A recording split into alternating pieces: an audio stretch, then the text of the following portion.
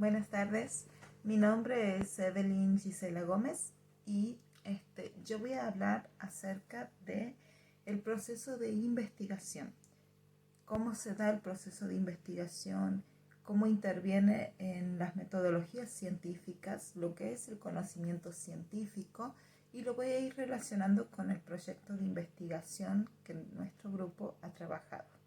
Después de mí, mis compañeras desarrollarán el esquema acerca de la normativa, comenzando desde el inicio de las organizaciones, luego lo que es la organización educativa, la forma en la que ésta está delimitada por la Ley de Educación Nacional y finalmente culminarán con la parte de estructura organizacional de la secundaria. Aquí comenzamos con nuestra exposición. Bien, aquí presento el esquema acerca de lo que es el proceso de investigación. Pues bien, un proceso de investigación es una serie de decisiones interconectadas e interactivas. Es decir, todo sujeto que tiene una intención de investigar algo o adquirir un conocimiento, comienza a tomar una serie de decisiones que lo llevarán a desarrollar todo un proceso investigativo.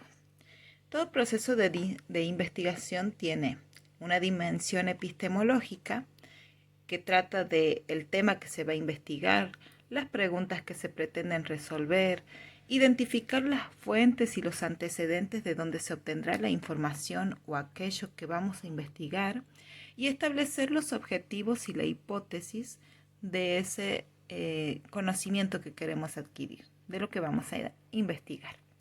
Otra de las dimensiones es la estrategia general, que tiene que ver con la elección del diseño y el enfoque de la investigación que vamos a hacer, si será una investigación cualitativa, cuantitativa.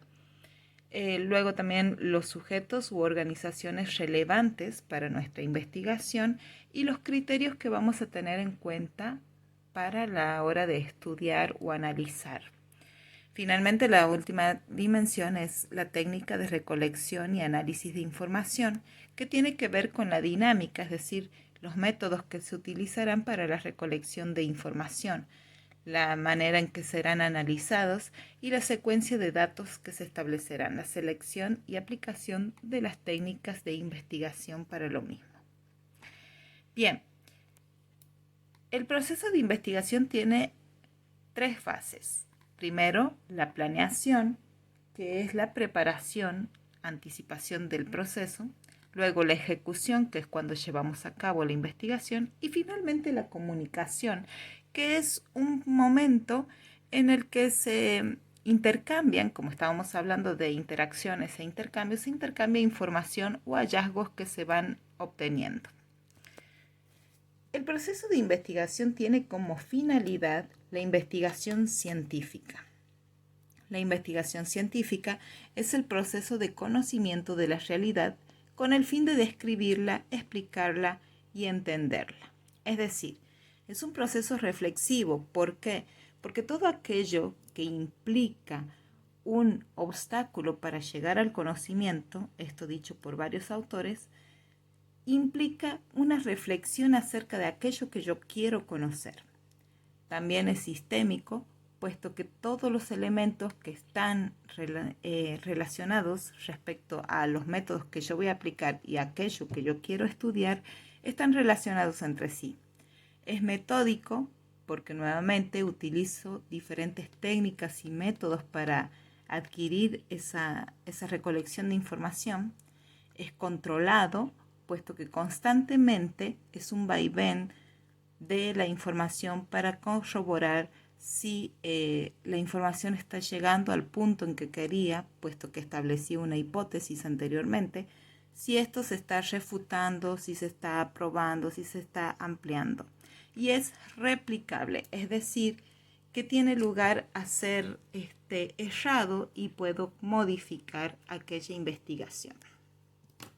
La investigación científica utiliza la metodología de investigación para interactuar e intercambiar con la realidad. Es decir, que aplica el método científico. El método científico son un conjunto de acciones y procedimientos para abordar un problema de investigación con el fin de lograr un conocimiento determinado. Es lo que estaba diciendo. Cuando hay un obstáculo para alcanzar un conocimiento, es decir, surge un interés personal o grupal o una incógnita, entonces aplico un método científico para recolectar información y dar respuesta a esa pregunta o interrogante que me estoy haciendo. El método científico se caracteriza porque debe tener veracidad, es decir, afirma enunciados verdaderos. No pueden ser plenamente hipótesis o corazonadas ni nada de eso, sino veracidad. Confiabilidad. Los datos deben ser empíricos, confiables. Nuevamente, no puede ser basado en instinto ni muy subjetivos. Fundamentación. Las fuentes deben ser seguras, es decir, debe haber conceptos sólidos sobre los que yo voy a fundamentar mi método científico o la investigación que estoy haciendo. Sistemático. Procedimientos que guardan relación entre sí, como lo que acabamos de decir. Autocorrectivo, pues analiza su validez. El proceso de investigación que utiliza método científico constantemente va y viene sobre sí mismo, sobre la información para corroborar, refutar, ampliar, etc. la información. E histórico, puesto que incorpora nuevos procedimientos constantemente. Ahora, dentro del conocimiento tenemos tres tipos de conocimiento. El conocimiento vulgar, el conocimiento científico y el conocimiento mítico religioso. El conocimiento vulgar es útil para la vida, es aquel que desarrollamos o adquirimos desde que nacemos. No delimita un objeto de estudio, puesto que se da a partir de las experiencias y de la forma en la que nosotros estamos o nos desenvolvemos en el contexto. No explica causas, no es metódico y, como dije, se basa en experiencias. Es aquello que obtenemos de la vida misma, desde que somos chiquititos.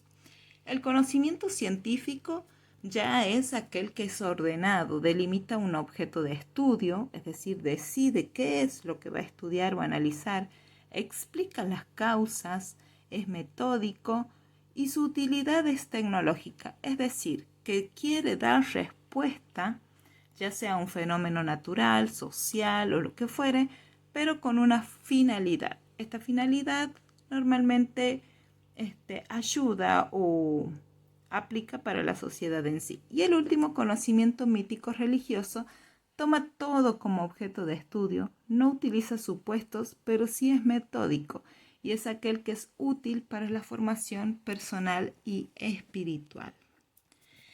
Ahora vamos a hablar de lo que nos importa en lo que es un proceso de investigación, que es el conocimiento científico. Este conocimiento es producto de un proceso sistémico, como estuvimos mencionando, entre un modelo teórico y datos empíricos obtenidos de la realidad.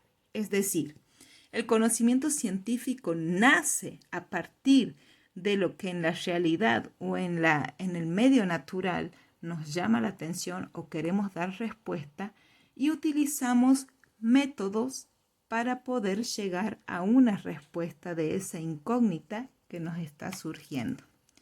Las características del método científico es que está asentado en teorías, se basa en un método de investigación, que puede ser el hipotético deductivo, utiliza un saber racional, como ya había mencionado, no pueden ser subjetivos, corazonadas o no sé, simplemente sí o sí debe tener un saber racional o una base sólida, verificable, metódico, sistemático y falible. ¿Qué quiere decir falible?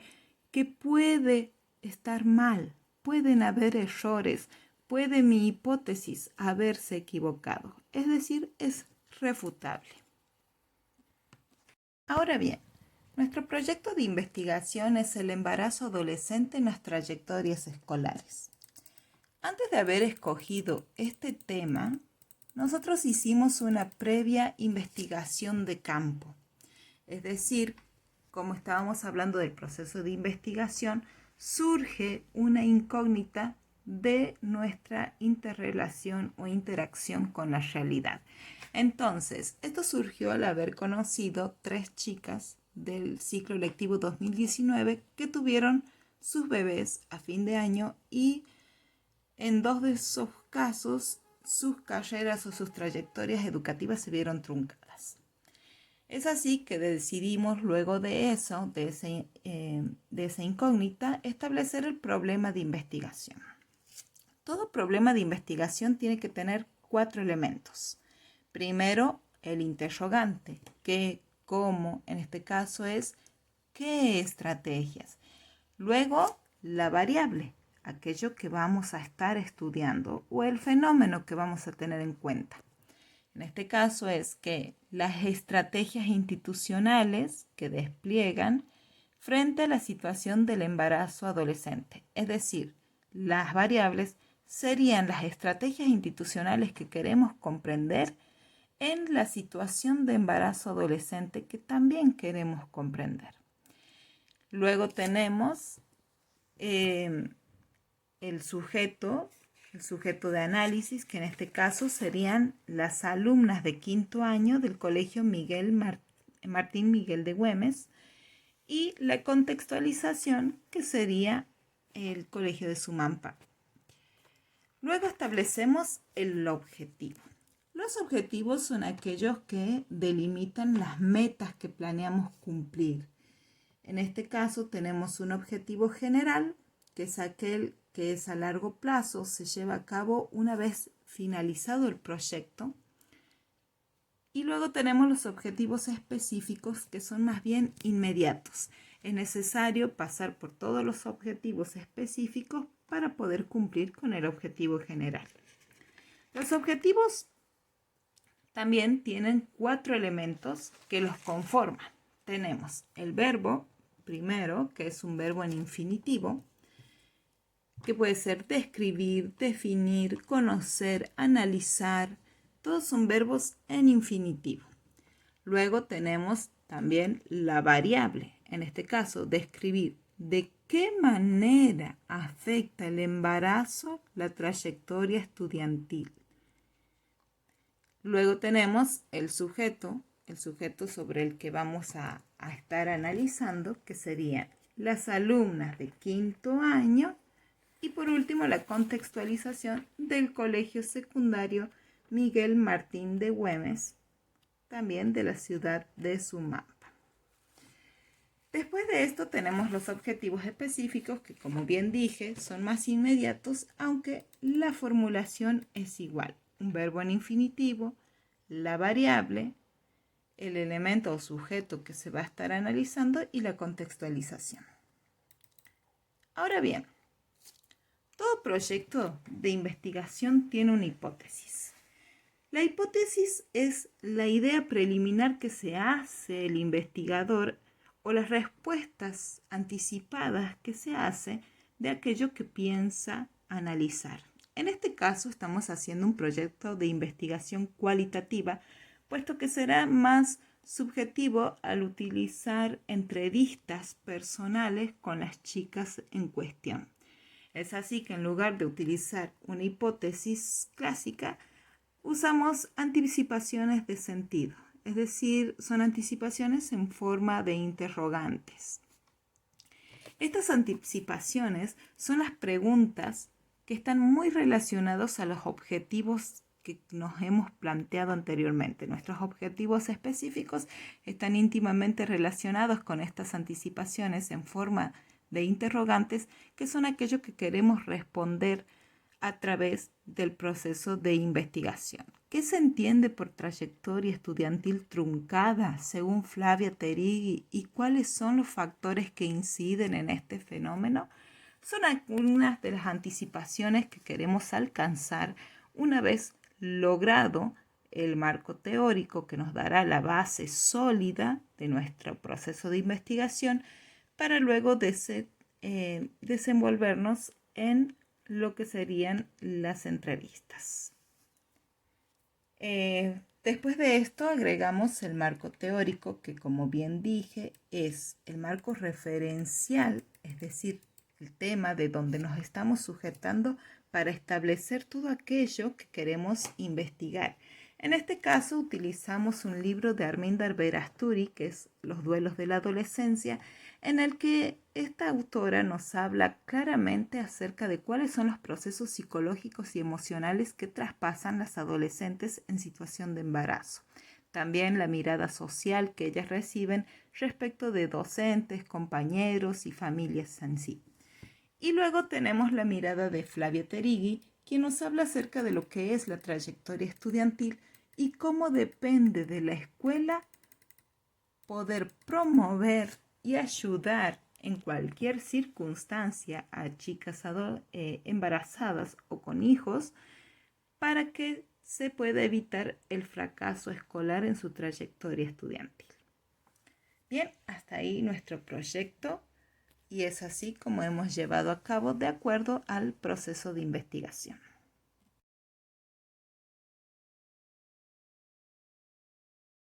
Buenas tardes, mi nombre es Ponce Mayra Jimena y voy a exponer el trabajo práctico número 1 de la cátedra de práctica de la carrera Lengua y Literatura. El siguiente trabajo se trata de las organizaciones. ¿Por qué se define la organización como un sistema abierto? Bueno, se definen las organizaciones como un sistema abierto porque está compuesto por diversos sujetos que convergen en un mismo espacio y comparten un mismo objetivo, en busca de un beneficio mutuo. Sin embargo, cada punto de vista y aportaciones son individuales. Cada sujeto tiene su punto de vista y su aportación. Una organización no es un elemento, sino es un conjunto de individuos que conforman un todo, que se relacionan e interactúan entre ellos y el exterior, o sea, entre la sociedad y el espacio en sí, en el cual pueden modificar los objetivos de las organizaciones en base a sus demandas, como a la vez se ve modificado por el accionar de las organizaciones que influyen en la evolución y el desarrollo social, económico, cultural de la sociedad. Finalmente, vamos a destacar que las organizaciones, tanto con las organizaciones como la sociedad, han tenido sus desacuerdos. Durante la historia han tenido sus desacuerdos, pero han sabido superarlos, ya que la sociedad y las organizaciones deben coexistir. No pueden vivir uno sin el otro. Es necesario mirar desde un enfoque socio-histórico el desarrollo de las organizaciones, debido a que éstas han evolucionado a través de la historia, viéndose cada vez más complejas e imprescindibles en el desarrollo de la sociedad postmoderna. Las organizaciones primitivas eran mucho más pequeñas, o sea que la cantidad de sujetos o de sujetos individuos que participaban en ellas eran mucho menor. Y también eran más pequeñas en el alcance de tanto sus objetivos como en sus influencias de las diferentes áreas, ya sea educativa, política, económica, social y cultural. En la actualidad, las organizaciones han crecido muchísimo, consecuencia del aumento de la sociedad. Y por lo tanto, estas organizaciones se han vuelto más estructuradas y específicas en cuanto a los fines que persiguen mediante la distribución de las funciones y la secuencia de las tareas en busca de un mejor rendimiento de trabajo y del resultado final. En este tiempo, la intención estaba dirigida en formar las organizaciones mediante una idea del empirismo y del idealismo. Pretendían desarrollar el conocimiento y perseguir determinados objetivos basados en el progreso. Sin embargo, se enfrentaban a una fuerte problemática. La Iglesia, que se ocupaba de limitar y establecer los parámetros que toda forma de la organización debía llevar y nunca sobrepasar. Luego se destruyó el feudalismo y impulsó el comercio, lo que posibilitó el origen de las nuevas estructuras organizacionales en la sociedad referidas al orden social, económico, laboral, político y etcétera. Pero la sociedad moderna se regeneraba socioculturalmente cada vez más, volviéndose más grande, más compleja y exigente hasta el punto de generar caos en diversos aspectos de su contexto. La organización que más padeció todo este cambio fue la organización educativa, porque las organizaciones educativas se preocupaban por la mejora del progreso y a la vez de los resultados. Se esforzaba por comprender el contexto de sus demandas y necesidades, así como el ambiente, pero la comunidad social no se fijaba en ello, simplemente se preocupaba por ver resultados inmediatos. Todo esto ha provocado que las organizaciones se volvieran marginadas y por lo tanto cerradas e impermeables respecto al entorno, volviéndose incluso tan estéticas y tradicionales que se rechazaban la idea de cambios e innovaciones en la educación. Después surgieron los diversos filósofos que rompieron las vallas del conocimiento impuestas por la Iglesia. Entre ellos estaban Newton y Galileo. La sociedad volvió a preocuparse por el progreso, el empirismo, y la evolución de los sistemas sociales, especialmente políticos, económicos y tecnológicos. Ya en la modernidad, las nuevas filosofías incluyen el pensamiento revolucionario inspirado en los avances científicos y tecnológicos, lo que posibilitaban alcanzar objetivos de denominar la naturaleza y la mejor vida humana. Las organizaciones se desarrollaron, pero la sociedad moderna los términos organización y cultura escolar están estrechamente vinculados debido a sus acepciones. Toda organización posee una cultura que está dada por las costumbres, los puntos de vista, los valores, los objetivos, etc., que comparten el grupo de personas que lo conforman. A su vez, toda cultura escolar está así sistematizada o tiene una organización preestablecida, sin la que no podría funcionar correctamente, como son las rutinas, las reglas, las normas, los símbolos, las relaciones, las discusiones, los ritos, etc., que conforman su estructura organizacional. Tanto las organizaciones como las culturas dependen de las sociedades para existir. Al mismo tiempo, todas las organizaciones, como la cultura escolar, que poseen las instituciones educativas, influyen en gran manera sobre la sociedad. Sobre la ley 26.206. Esta ley fue sancionada el 14 de diciembre del 2006. En el capítulo número 1 de la Ley de Educación, donde menciona los principios, derechos y garantías, nos dice que la educación debe ser gratuita en el sentido de que ninguna institución pública puede cobrar una cuota, ni tampoco cobrar una inscripción. Obligatoria hace referencia a una escolaridad de 13 años, gradual, en que las instituciones deben estar separadas en años y grados dependiendo de las características de cada estudiante, y laica con respecto a no imponer pensamientos ni religiosos ni políticos, etc. La educación es un derecho inherente a la vida misma. El Estado debe garantizar el derecho a enseñar y a aprender, como así también el acceso a la educación íntegra. En el capítulo número 2 de la ley habla o hace mención sobre los fines y los objetivos, teniendo en cuenta que los fines son metas amplias a los que se aspira a llegar, mientras que los objetivos son más estructurados y también se pueden ser medidos y observados.